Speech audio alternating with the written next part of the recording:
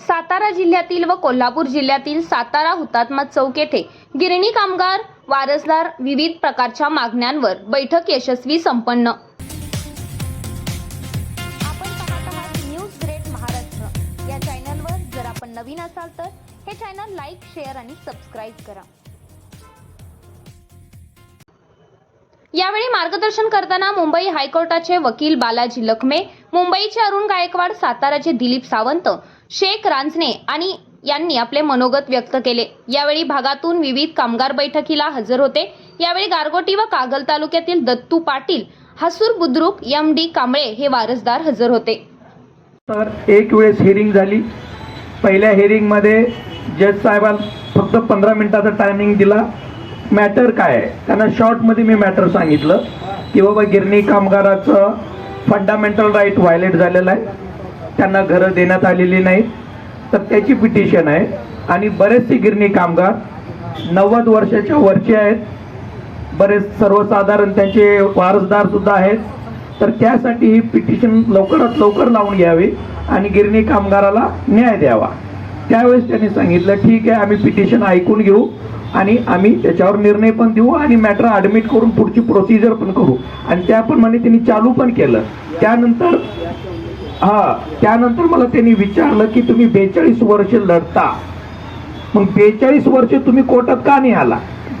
42 वर्ष म्हणजे पुष्कळ वर्ष झाली, तुम्ही आताच का कोर्टात आला? मी पूर्वी पण सांगितलं होतं कोर्ट 2-3च गोष्टी विचारतात आणि त्याच्यावरच कोर्ट चालतं की भांडणाचं कारण काय, आताच का आला तुम्ही 2025 ला कोर्टामध्ये? जेव्हा तुम्ही 42 वर्षापासून लढाई लढता तर 2025 ला कोर्टात याला कारण काय घडलं? तर त्यांना मी स्पष्ट सांगितलं 2024 ला जो GR काढलेला आहे गव्हर्नमेंटनी, ते काय काँग्रेसचं सरकार असो या BJPचा असो, पण आम्हाला जो GR भेटलाय तो 2024 ला भेटलेला आहे। आणि त्या 2024च्या GR मध्ये सरळ बोललेलं आहे की मुंबईमध्ये जागा शिल्लक नाही। आणि 17 नंबरची अट असं टाकलेली आहे तुम्हाला आम्ही शिलीवांगणीला घरं देतो, हे घरं जर तुम्ही घेतलात तर तुमचं घराचा जो अधिकार आहे तो कायम राहील, नाही तर तुम्हाला घर देता येणार नाही, त्याच्यामुळे तुम्हाला घराच्या हक्कापासून आम्ही वंचित करू। जेव्हा कोर्टाला कळालं की 2024चा GR आलेला आहे, त्या GR ला विरोध करण्यासाठी आम्ही 2025 मध्ये याचिका टाकलेली आहे। म्हणजे कायदेशीर दृष्ट्या आपली पिटिशन एकदम सक्षम पिटिशन झालेली, मजबूत पिटिशन आहे। त्याच्यानंतर डॉक्टर बाबासाहेब आंबेडकरचा एक कोट सांगतो तुम्हाला। जेव्हा त्यांनी संविधान लिहिलं त्यावेळेस त्यांना विचारलं की बाबा याच्यामध्ये कलम एवढे आहेत, 400च्या वर कलम आहेत। कलम 1 सांगतोय इंडिया म्हणजे भारत, भारत म्हणजे इंडिया, हा भारतातला संविधानातला पहिला कलम आहे। मग त्यांनी विचारलं एवढं 400-450 कलम मध्ये तुमचं महत्वाचा कलम कोणता आहे, कोणता आर्टिकल आहे जो महत्वाचा आहे? तर बाबासाहेबांनी सांगितले होते की आर्टिकल 32 हा भारतीय घटनेचा कणा आहे, आत्मा आहे। तर आर्टिकल 32 आहे काय? तर आर्टिकल 32 नुसार सुप्रीम कोर्ट आणि हायकोर्ट यांना पॉवर दिलेलं आहे। काय पॉवर दिलेलं आहे? भारतीय घटनेने जे नागरिकाला मूलभूत अधिकार दिलेला आहे त्या अधिकाराचं जर एखाद्या कायद्यानं उल्लंघन होत असेल तर त्यावरती त्या अधिकार उल्लंघन होऊ नये, त्यांचं संरक्षण केलं झालं पाहिजे। म्हणून आर्टिकल 32 मध्ये त्यांना सर्व पॉवर दिलेला आहे। एखादा कायदा जर भारतीय घटनेशी संगत नसेल तर तो कायदा बंद करण्याचं पॉवर हायकोर्ट आणि सुप्रीम कोर्टला दिलेलं आहे। त्याच्यामुळे जी आपली पिटिशन आहे त्याच्यामुळे आर्टिकल 14 काय सांगतो? सर्व गिरणी कामगार कायद्याच्या दृष्टीतून समान आहेत मानणारे ॲडव्होकेट बालाजी लखमे साहेब आणि न्यायालयीन लढाईसाठी प्रवृत्त करण्यासाठी ज्यांनी सुरुवात केली ते आमचे संघटक अरुणराव गायकवाड साहेब, आमचे मिश्रा साहेब आणि उपस्थित सर्व कामगार बंधूंनो, आज न्यायालयीन लढा, आता पाऊस आला आपल्यापाशी, पण पावसाची सभा महाराष्ट्रात इतिहास काय घडवते हे आपल्याला एका सभेने दाखवून दिलेलं आहे। आणि तीच प्रवृत्ती आज सातारला जी पावसाची सभा झाली होती त्या एका सभेने अख्खा महाराष्ट्राचा इतिहास बदलला होता। आज आपल्या न्यायालयीन लढाईसाठी उपस्थित असताना त्या पावसाने हजेरी लावलेली आहे।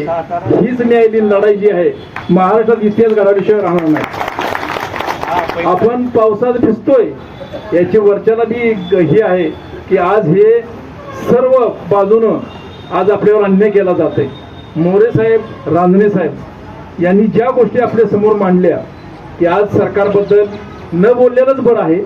कारण JNU सारख्या विद्यार्थ्यांना जर देशद्रोही म्हणले जात असेल, ज्या मनोज जरांगे पाटीलने आपला मराठा समाजाचा माणूस हा PSI बनला पाहिजे.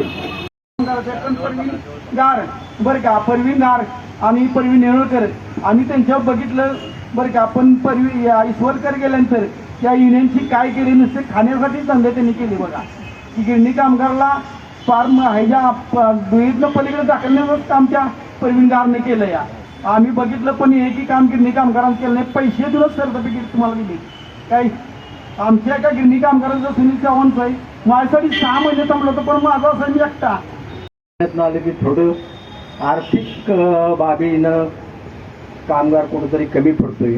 त्याचं एक विश्लेषण करतो मी की वयाच्या मानानं प्रत्येकाच्या कुटुंबाची परिस्थिती आणि त्याला मिळणारे पैसे त्याच्या थोड्याशा अडचण निर्माण होतात.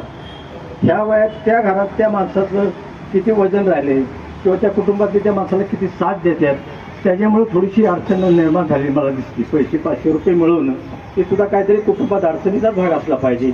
एक आपण न्यायाच्या दिशेनेच चाललंय. तुम्ही ज्या ठिकाणी अंगठा लावला, ज्या पेपरवरती अंगठा लावला आणि कोर्टात गेला तो पेपर, तो आज पेपर म्हाडामध्ये गेला, म्हाडातनं आता मंत्रालयामध्ये जाणार आहे आणि तुम्हाला 100% नाही भेटत. याचं मार्गदर्शन किंवा आपल्या गिरणी कामाला कसे घरं भेटतील हे आपण विचार करतोय. आणि आपल्याला जर आपल्याला न्याय भेटला तर 1 लाख गिरणीकाला सुद्धा न्याय आपल्या पद्धतीने भेटू शकतो. पण त्यांना फक्त आपण ताकद दिली पाहिजे, सरकारला झुकवलं पाहिजे, कोर्टात थ्रू जाता झुकवलं पाहिजे.